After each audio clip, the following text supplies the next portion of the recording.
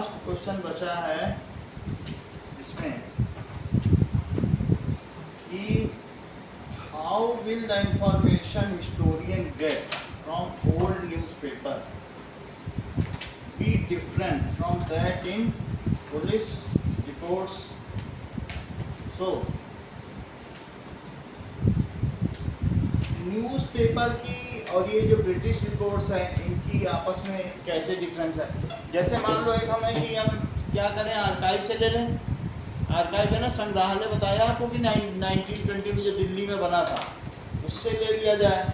और दूसरा है कि हम इंफॉर्मेशन न्यूज़पेपर से पढ़ें। तो तुमको लवलेस कौन सा ठीक लग रहा है, न्यूज़पेपर से समाचार लेने पे वो ज़्यादा ठीक रहेगा कि आर्काइव से? क्योंकि जो न्यूज़पेपर हैं वो पेड होते हैं, वो जैसा एडिटर चाहेगा उसके हिसाब से छापेंगे। लेकिन आर्काइव में तो रिपोर्ट किसी से बाइस्ड नहीं होती है, वो पक्षपात तो नहीं होता है। So this is the reason we should take information. तो वही वो पूछा इन दोनों में क्या अंतर है और किसमें से आपको सही सूचना मिलेगी। Now how, where and when solutions. इसका आंसर लिखें।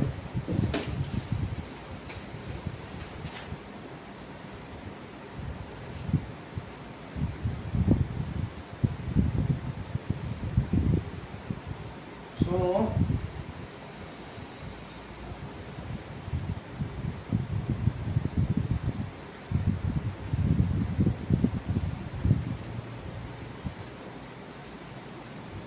now the information printed in newspaper are usually affected by the views and opinions of reporters. Question number 4, how the information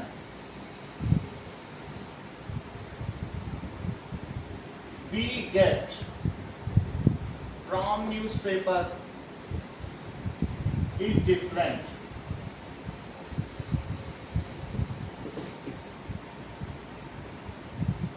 कैसे ये इंफॉर्मेशन डिफरेंट है from that found in police report, from that found in police report.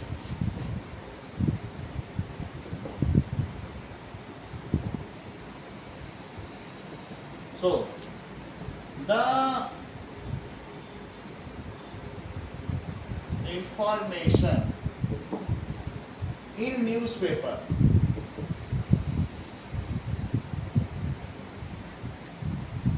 is affected with personal views of the editor,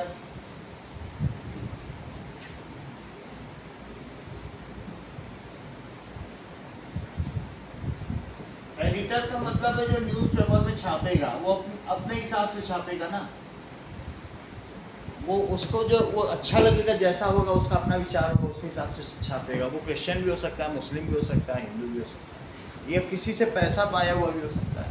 so that news is affected भाई the personal views. हम पता है कि इतने लोग मारे गए, फिर दूसरे न्यूज़पेपर में कहेंगे अरे वहाँ तो 200 कह रहे हैं, 150 बोल रहा है, और ये कह रहा है कोई नहीं मारा गया, तीसरा न्यूज़पेपर सब तो बस नॉर्मल है। तीसरा ये भी हो सकता है, न्यूज़पेपर अलग अलग हो सकते हैं कि नहीं। तो इसलिए द इंफॉर्मेशन, और जबकि ओपिनियन, एडिटर की भी ओपिनियन हो सकता है, रिपोर्टर एडिटर की भी ओपिनियन है जिस जो रिपोर्ट करके लाया है, एंड रिपोर्टर एक होता है कि जाके रिपोर्ट करके लाता है और एक होता है उसको छापता है। दोनों अपनी अपनी तरीके से लिखते और बताते हैं। अब देखिए ठीक है, but historian in police reports, but police reports कैसी होंगी, वो तो उनको तो कुछ पैसा मिलना नहीं, उनको तो पूरी जिंदगी काम ही करना है वहाँ पर। आर रियलिस्टिक, वो वास्तविक होंगी, एंड यूजुअली ट्रू। अगर कोई कहेगा मेरी एक रिपोर्ट लिख दो, मेरे 2 बच्चे मारे गए, तो वो 2 की जगह 3 लिख देगा क्या? ऐसा लिखेगा? उसको तो वही छापना है कि ये बच्चे 3 के मारे गए, तो जो लिखवाना चाहिए usually are realistic and usually true. अब देखिए ज्योग्राफी कराते हैं, जो कुछ बताते जाएंगे उसके हिसाब से आप देख लीजिए। बुक नहीं है तो भी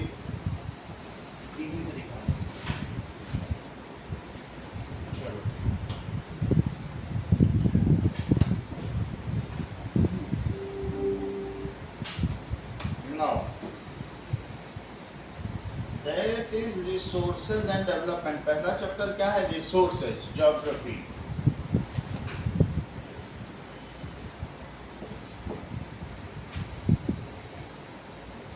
ओके,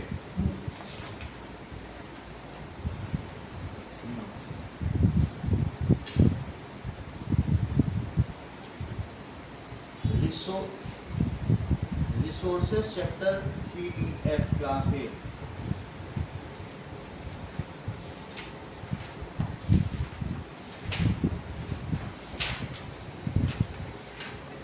सर थोड़ा बड़ा लिख दो, मेरे को दिख नहीं रहा है।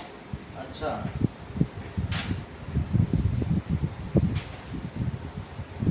वो तुम्हारे में से वैसा नहीं होता है।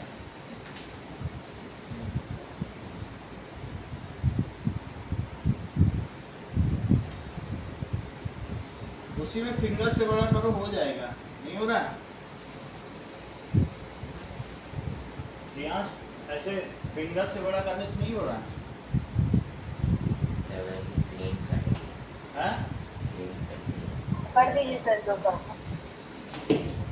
बर्दाश्त से नहीं दिख रहा है क्वेश्चन, थोड़ा सा ऐसा नहीं हो। ये अच्छा अच्छा, ये चीज़ है, अब सही है। Thank you sir. ओके, अभी सही है ना? चलो यस सर। ना, अब देखिए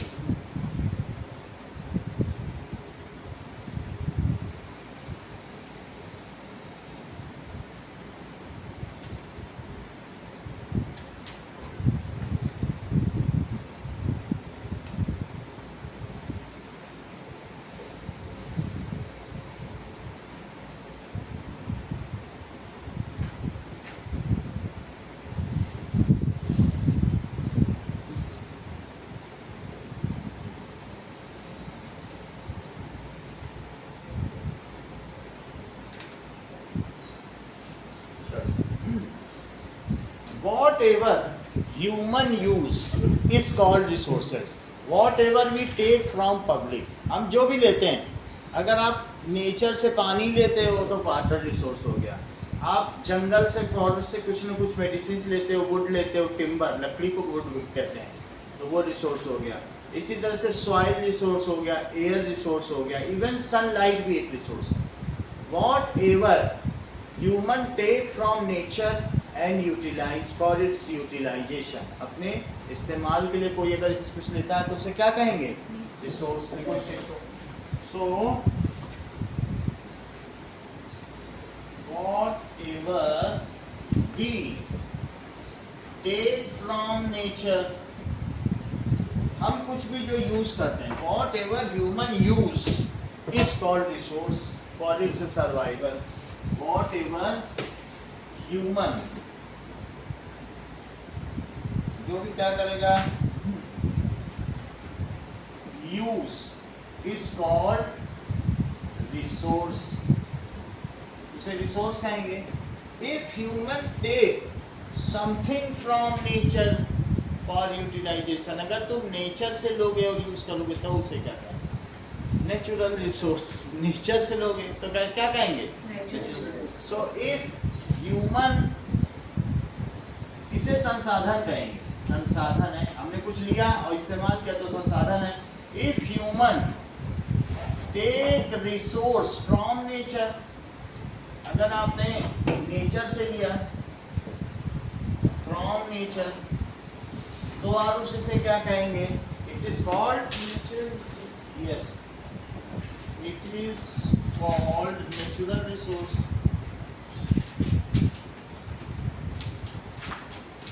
तो नेचुरल रिसोर्स कहेंगे।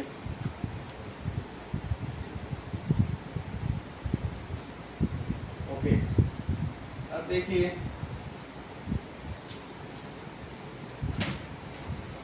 Now, for example, what can be resource. अगर हम एग्जाम्पल के तौर पर इलेक्ट्रिसिटी तो हम नेचर से नहीं लेते हैं, हम कहीं सरकार से मांगेंगे तो गवर्नमेंट का रिसोर्स हो गया, कुछ कंट्री का है तो उसको कंट्री का रिसोर्स कहेंगे।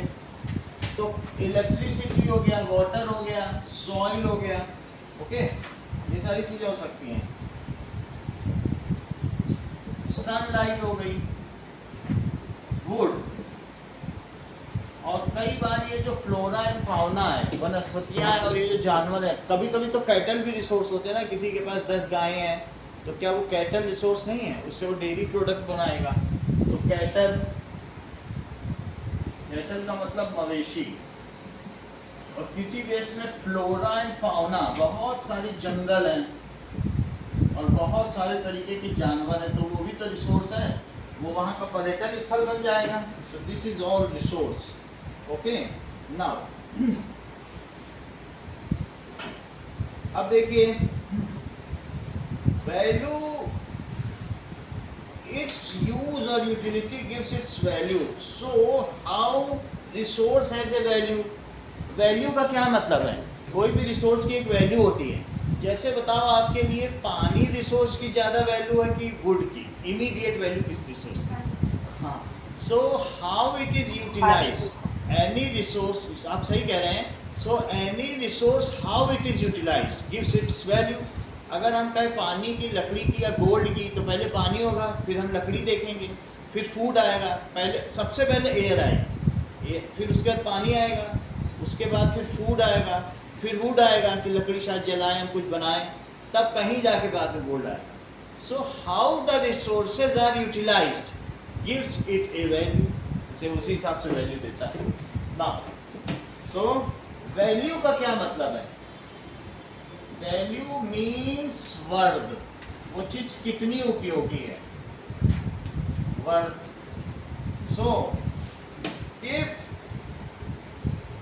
Human can not survive with it without a resource, then it is more valuable. If resource can give you a lot of bucks, बहुत सारा पैसा दे देता है, then it has economic value। एक होता है सर्वाइवल वैल्यू, जिसके बिना तुम जिंदा न रह सको, और एक होती इकोनॉमिक वैल्यू, इतना सा गोल्ड लेके गए, इतना सारा पैसा लेके आ जाए, तो उसका मतलब कई तरीके की वैल्यूज होती हैं।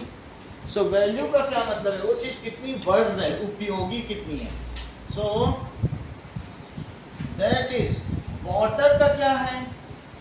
Water as survival value,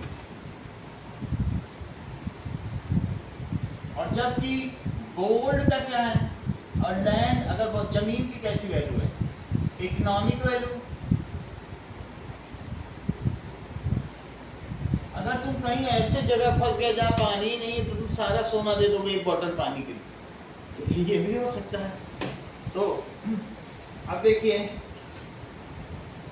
both are important, चाहे वाटर हो चाहे लैंड हो, everything is important for human, क्योंकि ह्यूमन को सेटिस्फाई, ह्यूमन की नीड्स के लिए लैंड भी चाहिए, उस पर वो खेती भी करेगा। सो इसलिए हम कह सकते हैं resources are important as it satisfy human needs. Resources are important as it satisfy human needs. अगर आपको रिसोर्स दे दिए जाएं और किसी आइलैंड पे छोड़ दिया जाए, तब भी आप वहाँ रह लोगे मजे से। सब कुछ दे दिया जाए रिसोर्स, तो रह लोगे कि नहीं? और बिना रिसोर्स से कहीं छोड़ दिया जाए तो रह पाओगे? क्योंकि ये हमारी आवश्यकता पूर्ति करते हैं, इसलिए रिसोर्सेज इम्पॉर्टेंट है। अब देखिए कि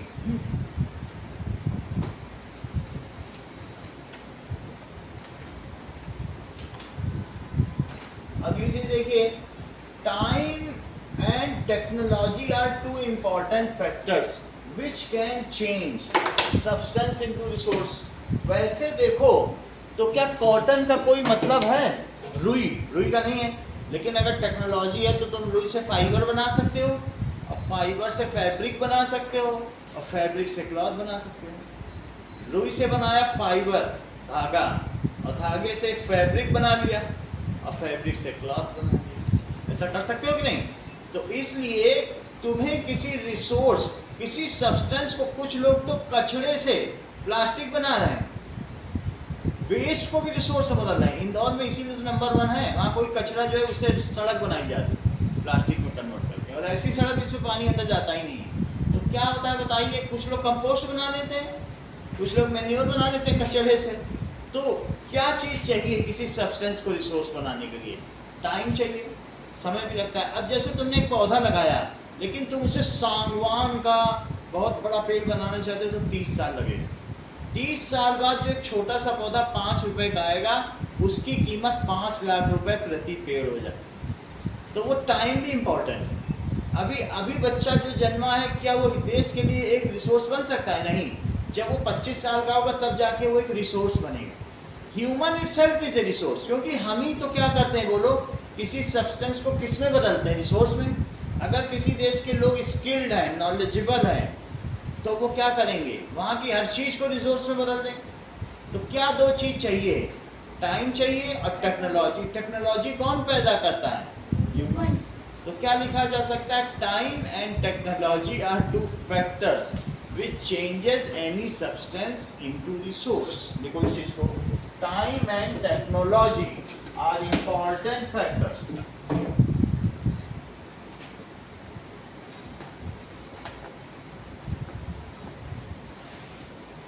Are important factors which change any substance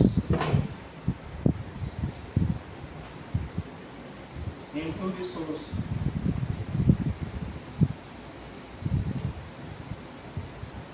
अब देखिए नाउ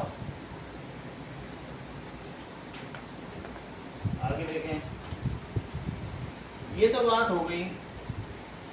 इफ ह्यूमन आर, क्या होगा? देखिए, स्किल्ड एंड नॉलेजेबल किसी जगह का, तो क्या होगा? नहीं नॉलेजेबल है तो वो सिर्फ वर्क फोर्स है, खुदाई उदाई कर सकता है। ऐसे भी तो ह्यूमन रिसोर्स है, कहीं खुदाई कर रहे हैं, खेती कर रहे हैं। तो if human is unskilled,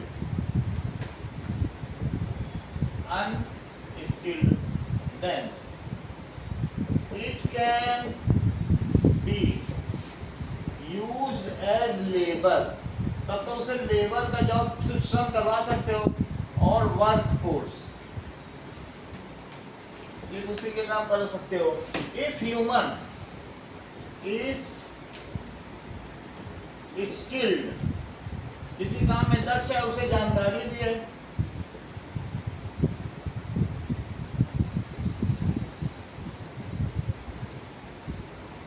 knowledgeable, then can make technology. तब वो क्या करेगा?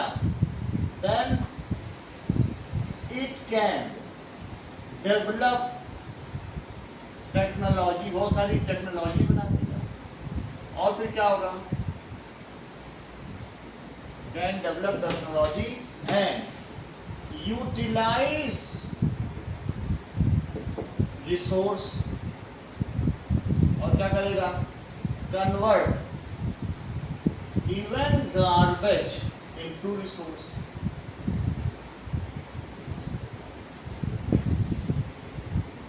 For example, that is waste, जो फार्म वेस्ट है उसे किस में बदला जा सकता है? हाँ, farm waste can be converted into that is manure, ये कह सकते हैं कंपोस्ट। और देखो, रिवर पर डैम बना सकता है ह्यूमन, और क्या करेगा? हाइड्रो इलेक्ट्रिसिटी, पानी गिरता है तो एक तरह का आर्मेचर घूमता है, टरबाइन, और टरबाइन के घूमने से बिजली पैदा होती है। So that is river water can be, उसको हम क्या कर सकते हैं? Utilized for hydro electricity. अगर पानी से बिजली बनाओगे तो उसे क्या कहेंगे? Hydro electricity. ये भी कर सकता है डैम बनाकर। तो हम ये देखते हैं कि हर चीज, बहुत सारे minerals can be mind and can be purified. जमीन से मिनरल्स निकालो, उनसे लोहा बनाओ, तांबा बनाओ, जिंक बनाओ, लेड बनाओ, बेचो, मशीनें बनाओ। जमीन से माइनिंग होती है, जमीन के अंदर मिनरल होते हैं। तो और क्या कर सकता है बोलो? That is minerals can be mind. जैसे झारखंड, बोकारो, बिहार में चले जाओ, वहाँ बड़ी माइनिंग है। That it can be mind and refined to make pure metal। ऐसा भी हो सकता है। इस तरीके से हम देखते हैं ह्यूमन का काम बहुत है। अब देखो, यहाँ तक कि गार्बेज से भी बड़ा प्लास्टिक बनाया जा सकता है। टाइप्स ऑफ रिसोर्स, रिसोर्स कितनी तरीके के होते हैं? तो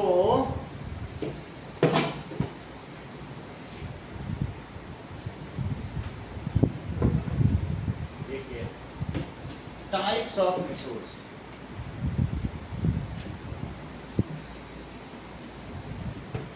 रिसोर्सेस या तो दो तरीके के हो सकते हैं, नेचुरल रिसोर्स और आर्टिफिशियल रिसोर्स। जो नेचर से मिले तो उसे क्या कहेंगे? Natural resource. और जैसे ये पेन है, क्या ये नेचर से थोड़ी ना मिलेगा, ये तो इंसान फैक्ट्री में बनाएगा, तो वो रिसोर्स क्या कहलाएगा? आर्टिफिशियल। एक ह्यूमन रिसोर्स भी कह सकते हैं, human resource. Human resource. Nature क्या है बताइए? दैट इज, अब देखो, name of various types of resource.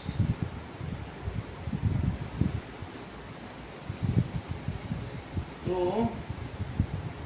Resource कितनी तरीके के हो सकते हैं? एक नेचुरल रिसोर्स हो सकता है और एक मैन मेड रिसोर्स भी हो सकता है। दूसरा ये क्या कह रहा है? दैट इज ह्यूमन रिसोर्स भी हो सकता है। और कौन सा हो सकता है? मैन मेड भी हो सकता है। भाई इंसान भी तो बनाएगा, उसे क्या कहेंगे? एक नेचुरल रिसोर्स और दूसरा कैसा है? Man made. Man made resource. Aarush, what does it mean by natural resource? Natural resource से आप क्या समझते हैं? That we get from nature. The resource that we get from nature is called natural resource. What is human resource? Human resource क्या है? Human itself is called human resource. तो human क्यों resource है? क्योंकि human can convert any waste substance into। Human क्या कर सकता है बताओ? किसी भी वेस्ट सब्सटेंस को रिसोर्स में बदल सकता है, इसलिए ह्यूमन को भी रिसोर्स। बिना ह्यूमन के क्या कोई चीज़ रिसोर्स में बदली जा सकती है? नहीं बदली जा सकती है। इसलिए हम कहेंगे human itself is a resource. इतनी बात हो गई। अब देखिए, now next is man made resource. The resource which are made in factories, it is called, ठीक है, ये प्रियांश आपका।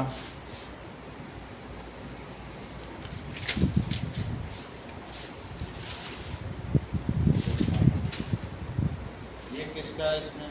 हिमन, आरुष। चलो ये लो। ना आप देखें, इस चीज को नोट करें।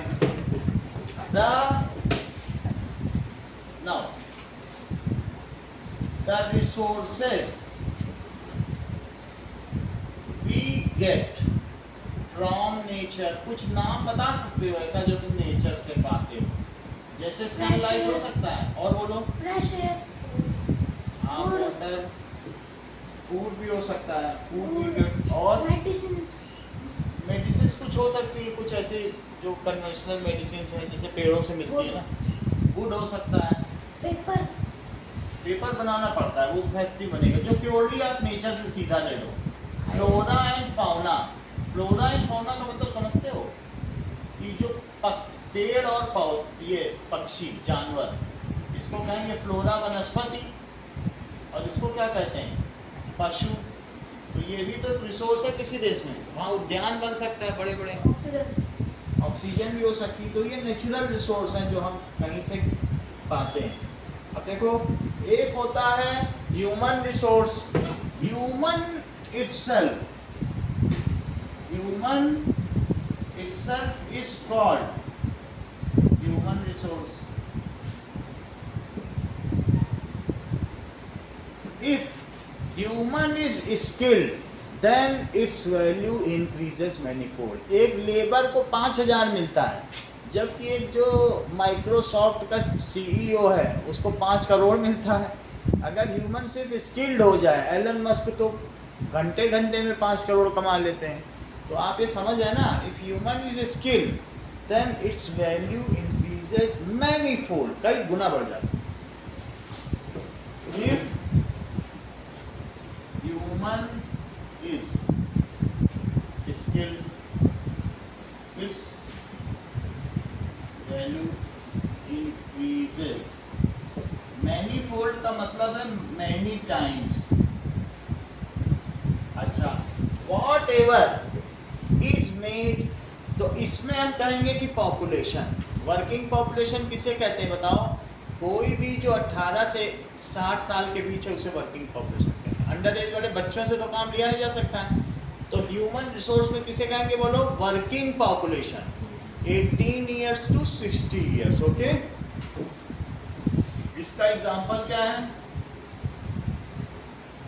Working population 18 years to 60 years, जो कि रिटायरमेंट एज मानी जाती है। Anything which is made in factories, उसे क्या कहेंगे Hemant? man-made, so anything which made by human beings, which is made by human in factories is called man-made resource। जैसे कि machines, सही है, या कार, हम लोग कार का यूज कर रहे हैं। paper, मैन-मेड रिसोर्स में ये हाउस भी आ जाएगा, ये मकान तो इंसान ही बनाएगा, पेपर आ जाएगा, हाउस आ जाएगा। इसी तरीके से ट्रेन भी आ सकती है। अब देखिए, नेचुरल रिसोर्स में 2 पार्ट हैं। तो प्रत्युष कौन कौन से फर्दर 2 सब डिवीजन है नेचुरल रिसोर्स में? दैट इट इज या तो रिन्यूएबल है और एक क्या है? Non renewable. रिन्यूएबल है। अच्छा ये बताओ, जैसे तुम्हारी नदियों में पानी है, तुमने यूज कर लिया, थोड़ी दिन बाद खत्म हो गया, तो उसे तुम रिन्यूएबल बोलते हो कि नॉन रिन्यूएबल? ये ठीक बोल रहा है। कह रहे हैं कि पानी तो फिर जमेगा, वाटर साइकिल है, वहाँ फिर बर्फ होगी, फिर आ जाएगा। तो इन्होंने इसको रिन्यूएबल क्यों कहा है ना? इनके माइंड में ये कॉन्सेप्ट है कि पानी तो हर साल आएगा, हर साल यूज हो रहा है, तो क्या नदियों का पानी गंगा का यमुना का कभी खत्म हुआ? तो ये बोल रहा है एवरी वाटर साइकिल में फिर भर जाएगा। तो प्रत्युष इसको कह रहे हैं कि सर ये तो रिन्यूएबल है। अगर तुमने जंगल में लकड़ी काट ली, 30 साल बाद हो गए, तुमने जाके पेड़ काट लिए, तो तुम इसे क्या कह रहे हो? ये ठीक बोला। इन्होंने इसे रिन्यूएबल क्यों कहा लवलेश ने? ये इसलिए कह रहे हैं सर अगर आप लकड़ी काट लोगे तो फिर 20 साल 30 साल बाद फिर हो जाए। Any resource which can get develop या replenish within a finite period of time, उसे रिन्यूएबल रिसोर्स कहा। जैसे इन्होंने पानी को कहा और लवलेश ने किसको कहा? लकड़ी को। अब हम देखें दैट इज तीसरी चीज है, जमीन के अंदर पेड़ दब गए हैं मन, अब 300 लाख साल में वो लकड़ी बन गए। तो क्या तुम बताओ, अगर वो सब तुम जमीन के अंदर लकड़ी कोयला बन गए, कोयला निकाल लोगे तो क्या जल्दी तुम्हारे जीवन काल में फिर से कोयला बन जाएगा? नहीं ना, क्योंकि फिर से कभी कोई कैटास्ट्रोफ, कोई विपदा आएगी, सारे जंगल दबेंगे, उस पर हीट लगेगी, तो 300 मिलियन ईयर्स, न जाने कितने ह्यूमन उस समय जो रेस होंगी ख़त्म हो जाएंगी। तो अब बताओ, अगर मैं ज़मीन के अंदर जब डायनासोर सी बेड के अंदर, सी होता है ये देखो, तो सी में क्या होता है बोलो, सी के अंदर भी ऐसे गड्ढे होते हैं, ये गड्ढे होते हैं, ये सी है, सी का पानी भरा है, ऊपर से देखने में सेम लग रहा है, और ये यहाँ पर किनारे में पेड़ उगे हैं, ये सी है। तो बताओ, ये जब जानवर मरते हैं तो कहाँ जाते हैं? ये बड़ी बड़ी व्हेल है, ये कहाँ चली जाएगी? नीचे। ये यहाँ जा जाके इकट्ठा होगी, ये सब इकट्ठी हो गई, सी में भी वेल है, और फिर उसके ऊपर थोड़ा सा जो सेडिमेंट्स है, सिल्ट इकट्ठा होगा, और वो दब जाएंगे और वही पेट्रोल बन जाएगा, सड़ जाते हैं। समझ में आ गया? तो ये सब मर मर के यहाँ इकट्ठे होते हैं, तो इस चीज़ को कहते हैं पेट्रोलियम। पेट्रोल किससे बनता है? एनिमल से बिना डिकम्पोज होने से। और कोल किससे बनता है? कोयला। वुड के। वुड जब जमीन में दब जाएगी, जब जंगल दब जाएंगे तो कोयला बनेगा। और जब समुद्र के अंदर एक गड्ढा है, पिट है, उसमें सारे जानवर दब जाएंगे और मिट्टी उसके ऊपर आ जाएगी, वो चीज हीट से, प्रेशर से वो क्या बन जाएगा? पेट्रोल बन जाएगा। तो ये तो तुम दोनों चीजें जानते हो। तो अब बताओ, अगर ये 300 मिलियन ईयर्स में बना तो तुम इसे क्या कहोगे? और मैंने इसे निकाल के पंप लगा के यूज कर लिया, तो क्या तुम्हें लगता है कि फिर से बन जाएगा जल्दी? 300 मिलियन साल तो बहुत होते हैं, उतना तो 5000 साल के पहले का इतिहास जानते हैं, उससे ज़्यादा तुम हिस्ट्री भी नहीं जानते। तो that resource if once utilized will not get replenished in near future is called, यदि ऐसी संपदा जिसे एक बार इस्तेमाल कर ली जाए और वो निकट भविष्य में फिर से पुनर्जीवित ना हो सके, फिर से रिप्लेनिश ना हो सके, तो उसे क्या कहेंगे? नॉट। और वो संपदा जिसको तुम एक बार उपयोग में लेते हो तो वो सीमित समय अवधि के अंदर फिर से उत्पन्न हो जाए, दोनों लिखें। The resource which utilized, ठीक है, get replenished in within a certain period of time, उसे क्या कहोगे बोलो? ये सही कह रहे हैं। क्या तुम रिन्यूएबल रिसोर्स के कुछ एग्जांपल दोगे? The resource, सही है, the resource which once utilized get replenished in time,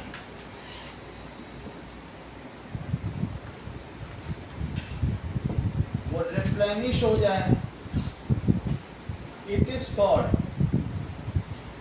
quickly, वो आसानी से हो जाए। quickly का मतलब अब तुम समझ गए ना, जल्दी भी हो सकती है और 20-30 साल तो भी मान लिया जाएगा भाई फिर से आ जाएगा। गेट रिप्लेनिश्ड क्विकली, बुक में क्विकली लिखा है तो मैंने क्यों लिख दिया? देखो रिन्यूएबल में लिखा है कि नहीं, क्विकली, विच रिप्लेनिश्ड क्विकली। एग्जांपल क्या है? जैसे सोलर एनर्जी तुम यूज करते रहो, क्या तुम्हें डर है कि सूरज की रोशनी खत्म हो जाएगी तो मेरे सोलर पैनल का क्या होगा? कुछ है नहीं ना। Solar energy, wind energy, river water और टिम्बर। टिम्बर का क्या मतलब होता है? लकड़ी। ये सभी रिन्यूएबल है। Even flora and fauna, cattle बढ़ते जाएंगे तो नए पीछे से आते जाएंगे, ये भी हो सकता है। कैटल्स की भी रिन्यूएबल है, क्योंकि कैटल तो लोग खाते भी है ना, फ्लैश के लिए भी मीट खाते हैं, तब भी तो फिर कैटल और होते जाते हैं इसलिए। और नॉन रिन्यूएबल क्या है? कोल। सही है। और पेट्रोल। पेट्रोल तो पेट्रोलियम से बनेगा। जो पेट्रोलियम है वो बहुत बदबूदार है। तुम सोचो सड़ा हुआ डायनासोर कैसा होगा, बिल्कुल काला ठीक ठीक रहता है, बदबू बहुत आती है। कोई भी जानवर मर जाए उसका सड़ा लिक्विड है, वही चीज़ तो है। लेकिन उससे हम पेट्रोल भी बनाते हैं, डीजल भी बनाते हैं, केरोसिन भी बनाते हैं, और जिससे जहाज उड़ते हैं, यानी aviation turbine fuel, ATF। Aviation turbine fuel का क्या मतलब, जिससे जहाज उड़ाए जा सकते हैं। उससे कैंडल भी बनता है, और जो बिल्कुल काला काला बनता है उससे, उसको कहते हैं एस्फाल्ट, उससे सड़क भी बनती, कोल टार। सही है। तो हम क्या देख रहे हैं कि यही पेट्रोलियम से बहुत कुछ बनता है। ये तुम्हारा साइंस का चौथा चैप्टर, वहाँ हम जाके देख लेंगे कि क्या क्या बनता है। ये तो ज्योग्राफी चल रही है, लेकिन हम वहाँ देख लेंगे, एक है हमारे पास है। सही। अब हमने देखा नॉन रिन्यूएबल, तो दो कौन से तुमने बताया बोलो? कोल और पेट्रोल। पेट्रोलियम, पेट्रोलियम, ठीक है। So those resource which are made, ठीक है, within a long span of time, 300 million years. वास्तव में कोल और पेट्रोलियम को ही कहा गया है। So those resource which once utilized, अगर उन्हें यूटिलाइज कर लो, ठीक है, गेट एग्जॉस्टेड, वो समाप्त हो जाएंगे, and does not gate replenish in near future, और डज नॉट गेट रिप्लेनिश, वो जल्दी से रिप्लेनिश भी नहीं होंगे। रिप्लेनिश ना बोलना चाहो तो रिन्यूड, क्योंकि यहाँ रिन्यूएबल लिखा है, तो उसको क्या कहते हैं, रिन्यूड हो इन नियर फ्यूचर। तो तुम्हारे जो बाल हैं वो तुम्हारी बॉडी के रिसोर्स हैं, क्या ये रिन्यूएबल है कि नॉन रिन्यूएबल? अगर कटवा दोगे तो क्या फिर से उगाएंगे? तो इट इज रिन्यूएबल। तुम्हारा हाथ भी तुम्हारा एक रिसोर्स है, क्या ये रिन्यूएबल है कि नॉन रिन्यूएबल? अगर कट गया ये कुछ नहीं हो सकता। वो बात समझ आ गई। तो इस तरीके से इसका एग्जाम्पल क्या हुआ, फ्यूल। फ्यूल कौन सा है? Fossil fuel. जो कोई चीज दब जाती है उसे फॉसिल कहते हैं, और उससे बनने वाले फ्यूल को क्या कहते हैं? जीवाश्म ईंधन, फॉसिल फ्यूल। जब जमीन में कोई चीज दब जाती है तो उसके निशान पीछे रह जाते हैं, उसे फॉसिल्स कहते हैं। जैसे पत्थरों में कई बार क्या होते हैं, लाखों सालों पहले ये चींटियां दब गई, तो उन चींटियों को जब पत्थर से हमने ये बनाया, तो देखो चींटी कितनी बड़ी बड़ी है। आज की चींटी ये 1 लाख साल पहले की चींटी, उसका देखो कितनी मोटी है थोड़ी। और आज क्या तुम्हें लगता है आज की चींटी इतनी बड़ी होगी? अगर आज इतनी बड़ी चींटी हो जाए तो दुनिया मुश्किल हो जाए।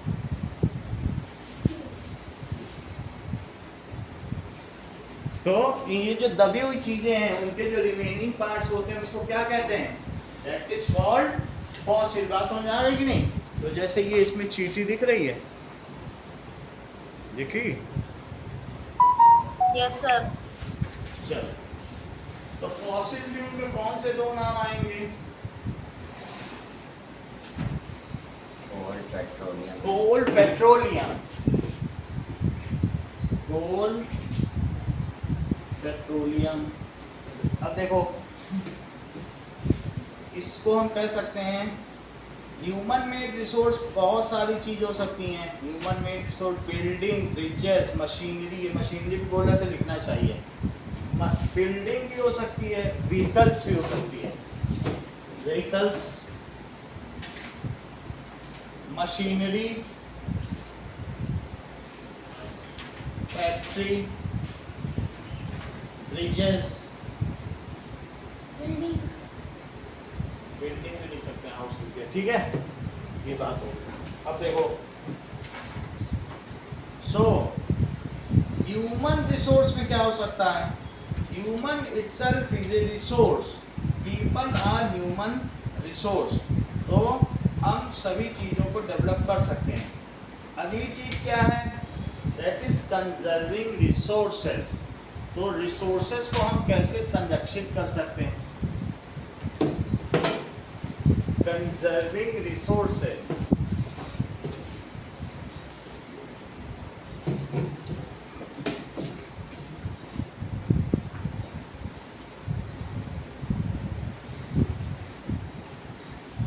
अगर मान लो तुम्हारे पास बहुत सारे रिसोर्स हैं, तुम्हारा नदी का पानी है, तुम सब खूब सारा अपने घर में स्विमिंग पूल बना के भर लो सारी यमुना का पानी, तो यमुना एक बार सूख जाएगी तो क्या होगा बताओ?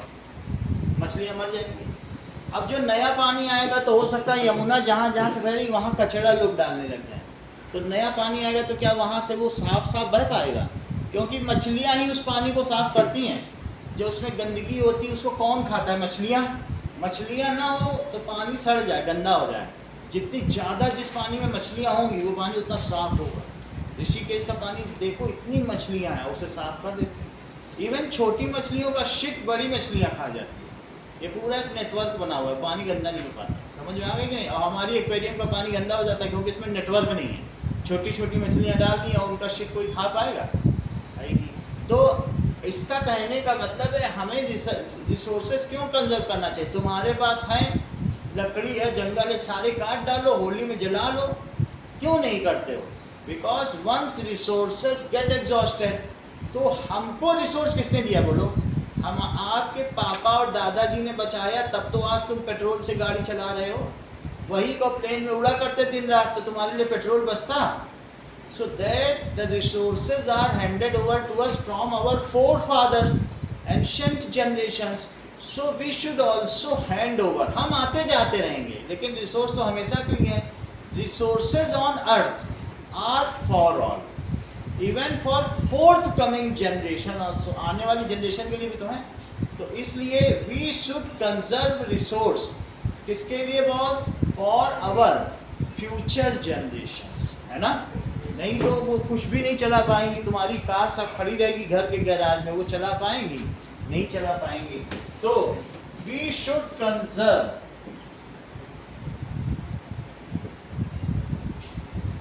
Resources for our future generation.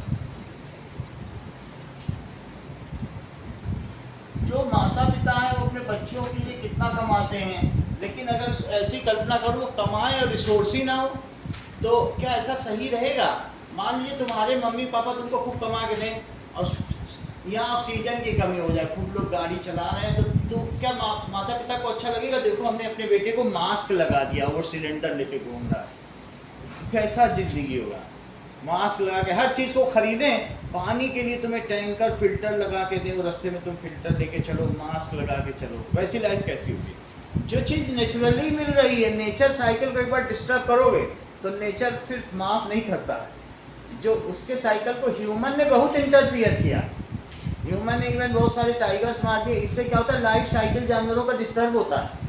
एक दूसरे को खाता है, दूसरा तीसरे को, तुम बीच के किसी चीज़ को हटा लो अपने मजे के लिए, तो पूरी जंगल का लाइफ साइकिल डिस्टर्ब हो जाता है। इसी तरीके से अगर तुम पानी को डिस्टर्ब करोगे, इवन जो डैम बनते हैं उससे एक्वेटिक लाइफ, फिश का लाइफ बहुत डिस्टर्ब होता है। तुम मशीन खोल देते हो, डैम बंद कर देते हो, तो कितनी मछलियाँ क्या मर नहीं जाती होंगी? उनका एक नेचुरल फ्लो है, तुम उसे फिर भी थोड़े स्तर तक चलेगा। However if you are doing it at large scale, then nature get disturb, and once it is getting disturb, तो तुम तो पूरी जिंदगी 7,000 करोड़ रुपए पिछले बजट में दिए दिल्ली सरकार ने, और 5,000 इस बजट में दिए यमुना की सफाई के लिए। और पहले यमुना नेचुरली साफ होती थी, 1 रुपया नहीं खर्चा करना पड़ता था। अब वो कुछ नहीं कर पा रहे, 7,000 लगा के भी वो ला के मछली डाल रहे हैं और मछली ही मर जा रहे हैं। और पहले मछली जिंदा रहती थी, बोलो तुम नाले में मछली डालोगे जिंदा रहेगी? और पहले अपने आप मछली साफ करोगे, कैसे साफ करोगे? कुछ तो आने पास रास्ता है क्या? तो बोलो वी शुड कंजर्व रिसोर्स तो फॉर आवर फ्यूचर जनरेशन। अब जरा देखिए, we should utilize resources in such a manner that it gets a time to get replenished. तुम अगर एक साल में 3 फसल उगाओ, रबी, खरीफ और जायद, तो ज़्यादा अच्छा है कि 4 उगा दो, जायद 2 बार उगा दो सब्जी, तो ज़्यादा अच्छा। ये सही कह रहे हैं। इन्होंने क्यों कहा कि सर जायद ही मत उगाओ? ये इसलिए कह रहे हैं कि सर 3 महीने ज़मीन को खाली तो छोड़ो, सॉइल को it should get a time to get replenished. अब इनका स्कूल हाई फाई है तो ये बता देता है, आप लोग नहीं, वो बहुत अच्छा बता रहे हैं। कैसे ये बता रहे हैं? अच्छे स्कूल में सब बातें बताई जाती हैं बहुत अच्छे तरीके से, कि जैसे सॉइल गेट रिप्लेनिश्ड, मान लो 2 बार उगा रहे हैं जाए तो ज़मीन ही बंजर हो जाएगी, all you are taking all the time nutrients. Sir रखा हुआ हाँ? है स्टैंड पे। हाँ, बात समझ आई? अब जैसे शाहजहां ने मुमताज से 17 साल की शादी थी, उसमें 16 बच्चे पैदा कर लिए, मर गए। अगर तुम किसी भी फीमेल से भी बच्चे पैदा करो, इट शुड गेट टाइम ना, डिलीवरी के बाद डिलीवरी कराते जाओ बच्चों की। तो उसी तरीके से सॉइल भी हमारी माँ है। तो हमें क्या करना चाहिए, लगातार ऐसे अमेरिका ने 5 फसलें उगाई और अल्टीमेटली उसका जो वहाँ पर कैलिफोर्निया के पास कहाँ पर वो पूरी रेत बन गई, बंजर हो गई, इनफर्टाइल हो गई, बैरन हो गई, और वहाँ घोस्ट सिटी हो गई। ऐसा नहीं करना चाहिए। तो क्या है बताओ, conservation of resource, we should utilize resources in such a manner. उतनी ही लकड़ी काटो जितनी की उग सके, सब एक बार में ही ना काट लो, ठीक है। We should utilise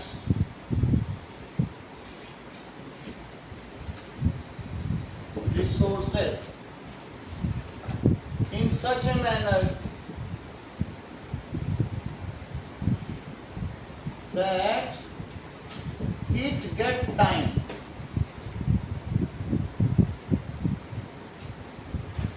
to replenish it. It is called conservation of resources.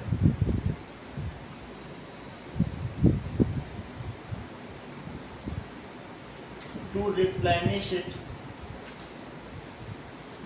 ये फिर से आ रहा है, इस कॉल्ड, इसे क्या कहते हैं, रिसोर्स कंजर्वेशन या कंजर्वेशन ऑफ रिसोर्स। अब जरा देखिए सस्टेनेबल डेवलपमेंट क्या होता है। अगर तुम्हें लगे कि बहुत सारा जमीन के अंदर मिनरल है, तुम सारा लोहा निकाल लो और उससे बहुत सारी मशीनें बनाओ और खूब विकास कर लो, समझ में आया? तो आगे की जनरेशन के लिए कुछ बचे ही नहीं, तुम इतना विकास कर लो, वो सही है। एक होता है सस्टेनेबल डेवलपमेंट, ऐसा डेवलपमेंट कि तुम्हारा वायुमंडल पूरा खराब हो जाए, खूब तुम डेवलप कर लो, खूब अमीर हो जाओ, वो सही है। कि सारी जनरेशन को थोड़ा थोड़ा डेवलपमेंट का टाइम मिले, वो सही है। उस चीज़ को कहते हैं सतत पोषणीय विकास। So let us write sustainable development. तुम्हारे में एक बॉक्स में लिखा हुआ, what is sustainable development? That is development,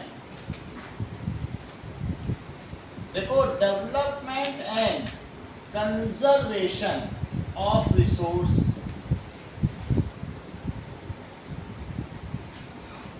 should go hand in hand. कैसे चलना चाहिए? शुड साथ साथ दोनों चाहिए, डेवलपमेंट भी हो, रिसोर्स भी बचे रहें। ऐसा डेवलपमेंट जिससे रिसोर्स को बहुत ज़्यादा ना एक्सप्लॉइट किया जाए, निकाला जाए, उस प्रकार के विकास को क्या कहते हैं? रिसोर्सेज के कंजर्वेशन को ध्यान में रखते हुए जो डेवलपमेंट किया जाएगा उसे क्या कहेंगे? Sustainable development. और तुम सोचो सारे पेड़ काट के पूरा शहर बना डालें, पूरे भारत में शहरी शहर, कोई जंगल ना बचे, ऐसा नहीं करना, वो सस्टेनेबल नहीं कहना है।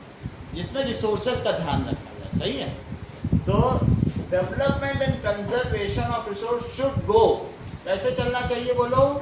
एंड इन एंड, ठीक है।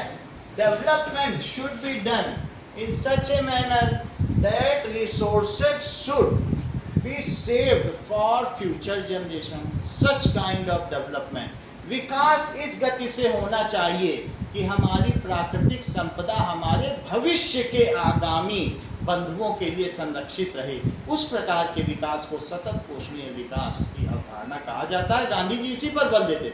Gandhi ji was focusing on sustainable development. उन्होंने कहा तेज मत चलो, आराम से चलो, चलते रहो, और जल्दी से पहुंच जाओ, हांफने लगो, पता चला हार्ट अटैक आ जाए।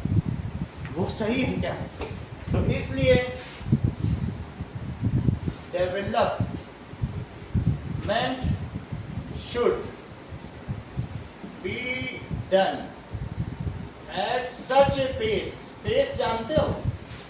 स्पीड, पेस जानते हो? गति, इस गति से हो that resources should be saved for future. Resources are saved for future generation. Future अपने फ्यूचर के लिए नहीं, आगे आने वाले लोग हैं। It is called, इसे क्या कहेंगे? Sustainable development. तो पहली चीज है आपको लिखना है कि how information we get from newspaper is different from we get from police station।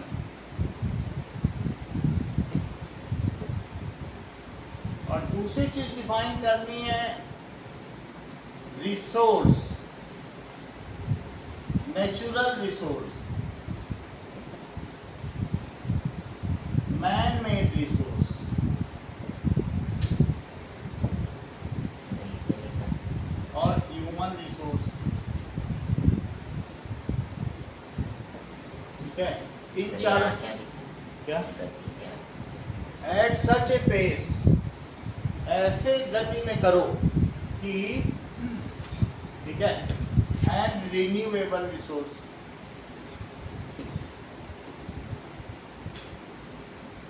पांच डेफिनेशन फिर में लिख के लिखो। ना तो नहीं कर पाएंगे। चलो इसमें कुछ डेफिनेशन आप कम करेंगे। ये लो, इतना करो बस। ठीक है,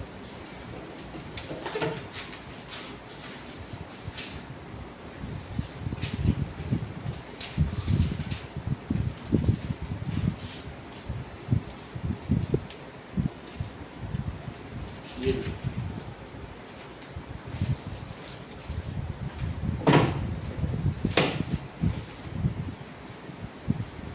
ये हटा दें।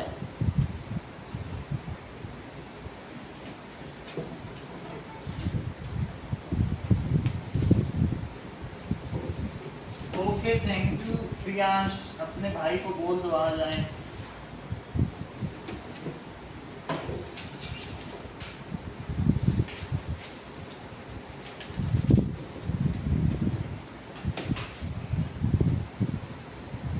बोल जाता है।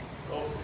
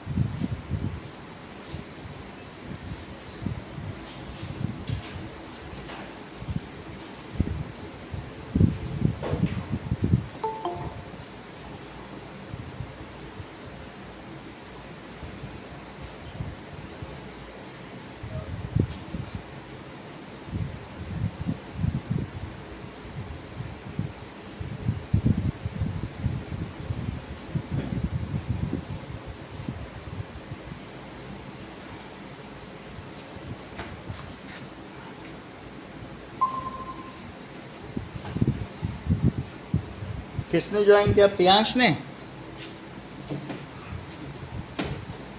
मेरे भाई ने किया। मैं लैपटॉप पे था क्या?